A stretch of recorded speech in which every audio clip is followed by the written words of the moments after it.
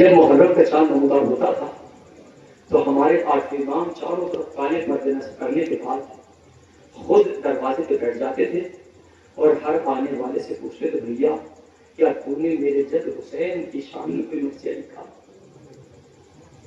اگر چاہنے والا شاعر ہوتا تو کہتا تھا نہیں ہوتا تو نہیں، فقط مولا میں کرسی کے لیے حاضر ہوا ہوں، غازیت کے لیے حاضر ہوا ہوں۔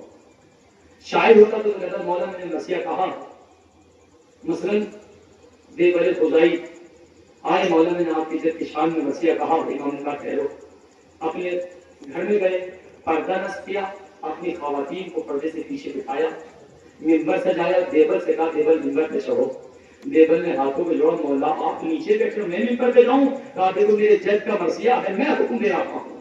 دیبل کو حکم ملا، دیبل نے مرثیہ پڑھا، امام اور تمام خواتین نے زار و قطار ہو کے گریہ ہو رہا ہے۔ اسی گریے کے درمیان امام اپنے ایک صحابی سے مخاطب ہوتے ہیں، دل کھول کے روئیے گا، ایسے عزاداری چل رہی ہے، آپ نے مسلسل عزاداری کی ہے، میں وہیں امام سجاد لاؤں گا۔ امام اپنے ایک صحابی سے مخاطب ہوتے ہیں، یبنا شریف آج کے امام، ان کنتا باقیہ فب کے علا جد الحسین، اے فرزند شریف اگر کبھی تیرا رونے کو دل چاہے تو میرے جد حسین پہ رو لیا کرنا۔ آج امام ابن شریف سے نہیں کہہ رہے ہیں بلکہ اپنے ہر شیعہ سے کہہ رہے ہیں کہ جب کبھی بھی تمہارا کسی چیز پر رونے کو دل چاہے، کبھی تمہارا دل ٹوٹے تو میرے جد حسین پہ رو لیا کرنا۔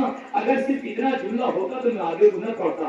امام نے قیامت کا جملہ کہا ہے، ابن شریف ان کنت باقیا علی شیء فابکی علی جد الحسین، جب کبھی تمہارا رونے کو دل چاہے تو میرے جد حسین پہ رو لیا کرنا۔ فإنه ذبح كما يذبح الكبش، اس لیے کہ میرے جد حسین کو ایسے ذبح کر دیا گیا ہے جیسے کسی جانور کو ذبح کیا جاتا ہے، جیسے کسی جانور کو ذبح کیا جاتا ہے۔ عزیز و امام رضا کا جملہ ہے، میری جرأت نہیں ہے کہ جملے کی تفسیر کروں، لیکن جملے کی تفسیر ہمارے چوتھے امام کی زندگی میں ملتی ہے۔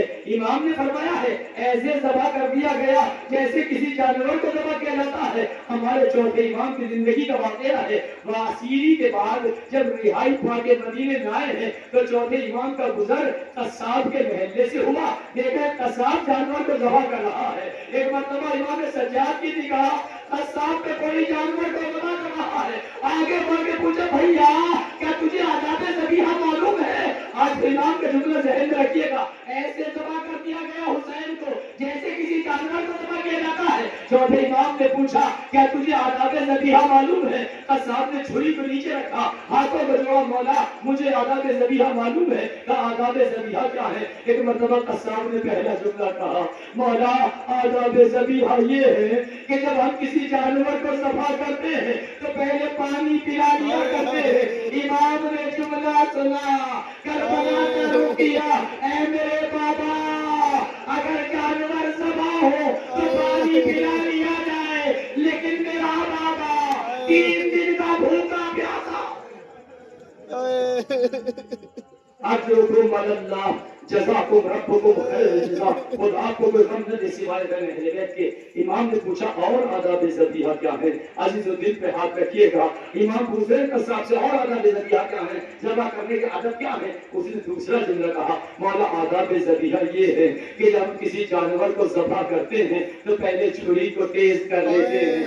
امام نے جملہ سنا، کربلا کا رقیہ بابا جب جانور ذبح ہو تو چھری تیز کر لی جائے، لیکن میرا بابا کل خنجر سے ذبح۔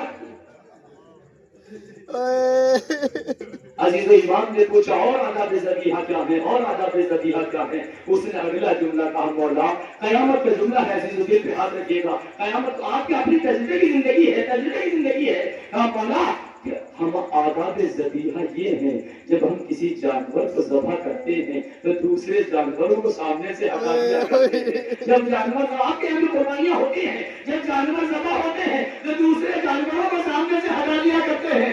امام نے جملہ سنا، کربلا کرو کیا بابا جانوروں کا اتنا احترام، ایک جانور کو دوسرے کے سامنے ذبح نہ کیا جائے، لیکن میرا بابا ذبح ہوتا رہا، میری پھوپھی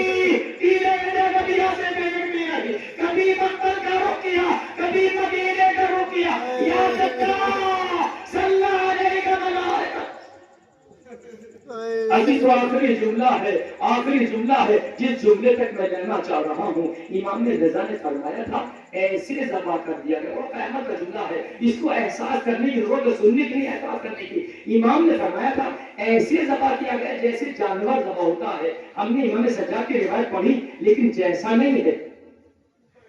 نہیں ہے, اس لیے کہ جانور کو پانی پلایا جاتا ہے, امام کو پیاسا شہید کیا گیا. جانور کے لیے چھری تیز ہوتی ہے, امام کو خون خنجر سے ذبح کیا گیا. جانور کو دوسرے جانوروں کے سامنے ذبح نہیں کیا جاتا, امام حسین کو زینب کے سامنے ذبح کیا جا رہا ہے. امام رضا نے فرمایا تھا جیسے جانور ذبح ہوتا ہے, یہ جیسے نہیں ہے تو پھر جیسے کہاں ہے. قیامت کا جملہ ہے عزیزو, سینے پہ ہاتھ رکھیے گا. امام رضا کا مقصد یہ نہیں ہے کہ فقط پیاسا شہید ہوئے ہیں, یہ نہیں ہے کہ خود خنجر سے شہید ہوئے ہیں, یہ نہیں ہے کہ زینب کے سامنے شہید کیے گئے ہیں, بلکہ جیسے جانور ذبح ہوتے ہیں. قیامت کا جملہ ہے, آخری جملہ ہے, جیسے جانور ذبح ہونے کا مطلب یہ ہے عزیزو جب جانور ذبح ہوتا ہے تو کوئی پوچھنے والا نہیں ہوتا کہ اس کو کیوں ذبح کیا جا رہا ہے, اس کی خطا کیا ہے, کس جرم میں ذبح کیا جا رہا ہے. ہمارے چل حسین کو ایسے ذبح کیا گیا کہ کوئی پوچھنے والا نہ تھا.